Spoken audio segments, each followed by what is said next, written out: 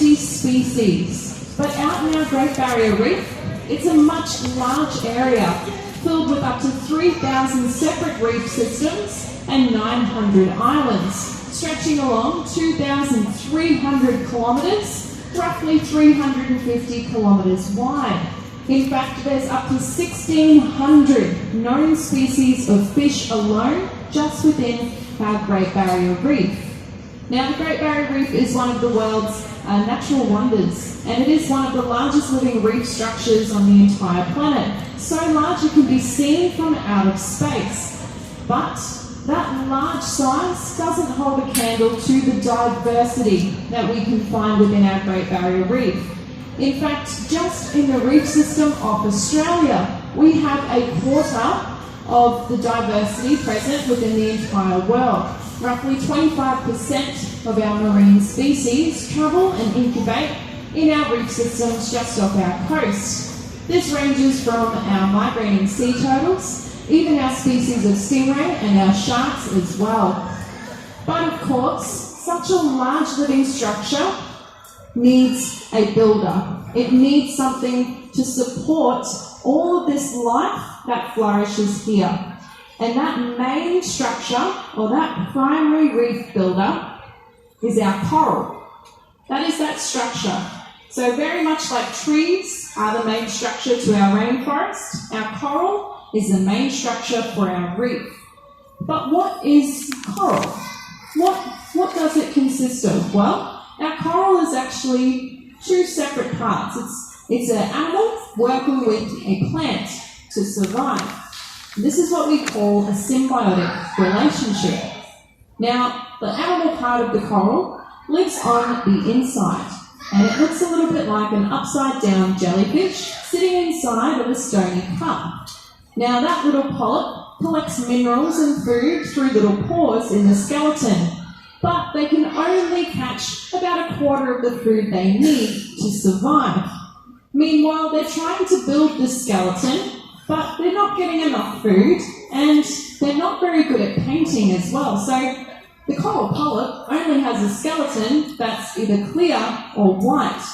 Now, this is when a little algae, a tiny plant called zooxanthellae, comes over and it attaches to the coral tissue. This is what we see as the colour on our corals. It's that zooxanthellae. Now, being a plant, it gets energy from the sun and transfers that into food for the coral polyp, providing it with 3/4 of the food it needs to survive. So, you now have the animal living on the inside, you've got zooxanthellae, which is a little algae, living on the outside, giving it its beautiful colour, and they're working together to build that skeleton and continue to grow and get food as well. Now, has everyone heard of coral bleaching? Yeah, a few people have heard of that one. What do you guys think it's caused by? Might do a little survey here. Just pop your hand up. I'll give you 3 options. So one of the reasons could be pollution, overfishing, or temperature. So if you think that pollution causes coral bleaching, pop your hand up. So I think pollution? No? Alright, does anyone think overfishing causes coral bleaching? No? Temperature. Who thinks temperature? Very good. Specifically, temperature of the water. That is what leads to coral bleaching. Now, when the temperature gets a bit too hot, what actually happens, that little algae, which is the colour on the outside, starts to react and it starts to release toxins. It's getting too hot, it's heating up, and it's releasing toxins into the coral polyp. Now, that little polyp, he's starting to get sick because those toxins are making him sick. And when we're sick and we try to get rid of something, what do? We throw it up. We try to get it out of our system. So that coral polyp tries to eject that algae out of their system, and essentially the algae ends up being kicked off the coral and moves down into cooler water. Meanwhile, that polyp is still there, but they've lost their colour, and they've also lost 3/4 of the food they need to survive. But is that polyp dead? What do you guys think? Yeah? No? Still not dead. So that polyp is still alive, but the outside skeleton just appears white or clear. That's what we see as bleached. So just because we see areas of the reef that may be bleached, it doesn't mean that coral is dead yet. In fact, if the water temperature cools down, then that algae can actually return to that coral and it can rejuvenate and it can actually survive. But if we have periods where our water is too hot and we don't get any rainfall for a long period of time, then that little polyp inside that skeleton decides, okay, I'm moving out, and they leave their skeleton behind. They move down into cooler water, and then that skeleton is your bleached dead coral. So this is why it is so important that we do get nice wet seasons, which can help bring down the temperature in our reef. But we also have to limit something called carbon dioxide that we put out into the atmosphere. Now, you've probably heard of carbon dioxide before, and you've probably heard of something called global warming or climate change. And those are sayings that we don't really like to say too often, but it is very much happening as a result of human impact. One of those impacts is something as simple as having a 20-minute long hot shower. So to make a bit of a difference and to reduce the amount we put out into the atmosphere to help these guys out, maybe take a 3-minute long shower instead. Or it's as simple as switching over a light bulb or planting a little plant in your backyard. All of these things can help that main structure that supports our Great Barrier Reef. Now, of course, this is just one example of the symbiotic relationship in the Great Barrier Reef. There are hundreds and thousands of these relationships that we can see between species where they actually work together to survive. Now, a primary example is the clownfish and the sea anemone. The little clownfish does the housekeeping. They fend off the butterfly fish that like to eat the sea anemone. And that little sea anemone has beautiful stinging cells, which they can use to zap and sting any of the other fish that try to eat the clownfish. So that's a very good example. But we do have a pretty good example in here as well, guys. If you can spot a little tiny fish with a black stripe and a blue tail, that's what we call a cleaner wrasse. Now, the cleaner wrasse has a symbiotic relationship with a large variety of different animals. These are what we call their clients. Throughout the day, the cleaner wrasse will station themselves in a large area where large animals can come down and visit and stop within that station. Now, the little cleaner wrasse will try to attract these large animals by wiggling their tail or doing a bit of a dance. And once that large animal has come over to that cleaning station, the cleaner wrasse begins to eat dead scales off the outside of their body, and they can even swim through their mouth and their gills, eating out any excess mucus, bacteria, or even parasites as well. Now, that little cleaner wrasse does get a good benefit from this. They get food, but they also get protection as well. Meanwhile, the larger animal that's come over for a visit gets the health benefit. If they had parasites before, the cleaner wrasse has probably eaten those off and reduced the amount of bacteria and dead scales on the outside of their body as well. Now, some of our relationships in the Great Barrier Reef don't always have a happy ending, and one animal can take advantage of the other animal. Now, this takes place between the pearlfish and the sea cucumber. Now, a sea cucumber spends their day on the Great Barrier Reef, and they travel along the sand, eating off any of the waste, keeping those sands nice and clean. A pearlfish, on the other hand, is a small fish with a bit of a long body, and they don't have any external pelvic fins, and they're also bite-sized, so they have a lot of predators that like to chase after them and eat them very often. But those little pearlfish are very lucky that they're quite clever. They decided that they would use a sea cucumber to hide from their predators.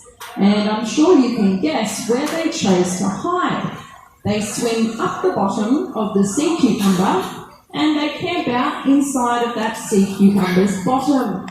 Now, lucky for the sea cucumber, they don't have a brain, they don't have blood, and they don't have a heart, so they don't really know what's going on in the first place. They continue what they do along the Great Barrier Reef, and they don't really fight off that little pearlfish at all. This is an example of cannibalism, where one animal will benefit from another, but the other animal doesn't benefit at all, and it doesn't get hindered at all as well. It just continues its day-to-day business in the Great Barrier Reef. Now, of course, relationships help these animals survive, but they do have their individual characteristics that can help them out as well. So when we look at our species of fish in this tank, I'm sure you can see straight away there are some multitude of colour right in front of you, ranging from our reds, our yellows, our blues, our greens. And of course, this is very characteristic of the Great Barrier Reef. But these colours can help these animals hide from their food, attract their mates, or even attract their food as well. In particular, our red fish in this tank, they would be able to dive down, and as they dive further and further down, sunlight starts to disappear, it starts to get quite dark, but colours start to disappear as well. In fact, at 15 metres, red is the first colour to disappear. So many of our red fish, particularly our red soldier fish, will live just around the 15-metre mark. If a predator comes along, they can dart down into one of the structures, and their bright red colour turns to a dark, muddy brown. Now, this helps hide them from those predators, but there are still some predators that can still see them deep down, and they've adapted to be able to do this. If you look within this tank today, right down the bottom, you might be able to spot our pufferfish within this tank. Now, he's a pretty big pufferfish, but he does spend his day hiding in those rock structures down the bottom.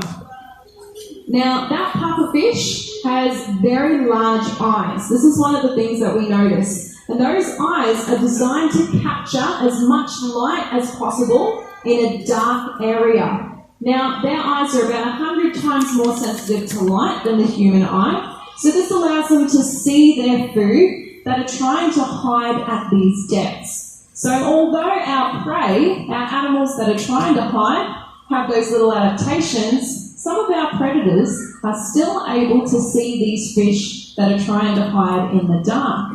Now, speaking of very important predators, we do have a natural predator of the crown of thorns sea star in this exhibit today, and that is our humphead Murray wrasse, which is this big, beautiful fish just sitting over here, or swimming over here.